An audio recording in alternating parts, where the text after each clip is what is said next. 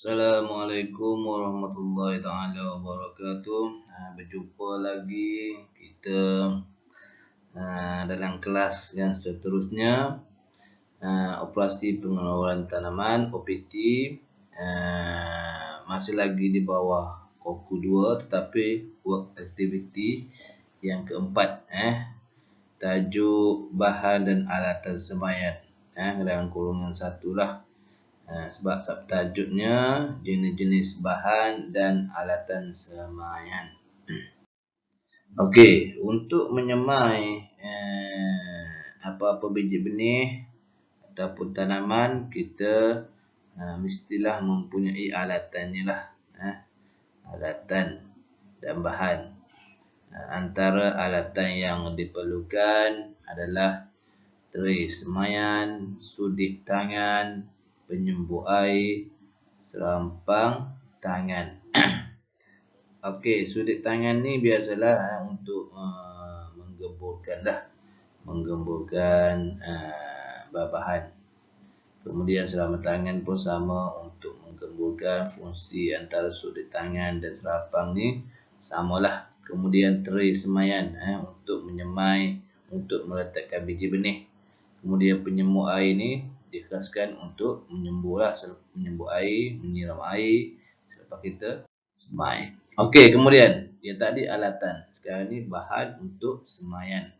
Okey, bahan yang diperlukan adalah biji benih. Kalau tak ada biji benih, macam mana nak menyemai, betul? Kemudian hormon penggalak percambahan, ini untuk mempercepatkanlah pertumbuhan akar. Kemudian medium semaian, ini medium asas lah. 2, 1, 1. 2 ni apa, 1 ni apa, dan 1 ni lagi ni apa. Kita akan belajarlah seterusnya. Okey, itu untuk alat dan bahan semaian. Okey, seterusnya ini adalah contoh bahan semaian. Kita ada bahan yang pertama adalah tanah atas atau topsoil. Tanah lom pun ada kita panggil. Fungsinya sebagai salah satu medium tanaman yang berperanan menyimpan air dan memegang akar tumbuhan. Ini antara yang pentinglah. Kalau nisbah 2:1 tadi, yang 2 itu adalah ini, tanah atas ni atau topsoil. Okey, kemudian yang kedua, bahan yang kedua adalah bahan organik. Bahan organik ni boleh terdiri daripada kompos, peat moss. Peat moss kita dah kenal kan, macam mana rupanya peat moss diperbuat daripada apa kan. Kopi ini dah biasa kita jumpa, kita guna pakai dalam fertigasi kopi. Kemudian sekam padi. Ini adalah bahan organik. Fungsinya sebagai salah satu medium tanaman yang berperanan membekalkan nutrien kepada tumbuhan. Okey, nisbah tadi 2:1:1. Yang 2 adalah topsoil, 1 bahan organik, dan 1 lagi ini pasir kasar. Itu dikata 2:1:1. Pasir kasar ini sebagai salah satu media tanaman yang berperanan memberi ruang. Ni kenapa kita guna pasir dalam media tanaman adalah untuk berperanan memberi ruang pengudaraan dan memudahkan pengaliran air dalam tanah. Kena ingat ni, ini tujuan pasir kasar ni. Jangan nanti ingat kita letak saja pasir ni. Ini fungsinya. Okey, kemudian bahan yang seterusnya, bahan ataupun alat yang seterusnya untuk semaian adalah mestilah ada bekas semaian. Bekas semaian ni macam-macam lah. Kalau di sini saya bawa yang ni lah.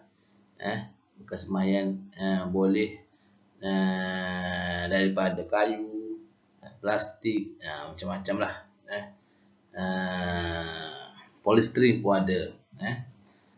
Bekas semaian. Ini tray semaian ni kita selalu guna. Ini polybag. Ini biasa pakai saiz ada polybag. Sebagai ruang atau bekas atau tempat sesuatu semaian dibuat. Okey. Seterusnya kayu pancang ini merupakan alat yang tambahan lah untuk menyokong tanaman sebagai alat tambahan. Okey, kemudian baju organik tadi kita dah terangkan. Baju organik adalah untuk memberikan nutrien tambahan di dalam tanah. Kemudian beg sampah untuk mengisi sisa rumpai dan sampah kemudian baru tempat. Okey, ini yang biasa saja. Dan ada tempat semayan. Okey, baju organik ni boleh juga terdiri pada najis-najis ataupun tinja-tinja haiwan seperti najis kambing, najis lembu, najis kerbau, najis kelawar, najis arnab. Itu yang sesuailah digunakan sebagai bahan organik dalam campuran medium tanaman. Okey, itu saja setakat ini untuk pengenalan kepada alatan dan bahan untuk semaian.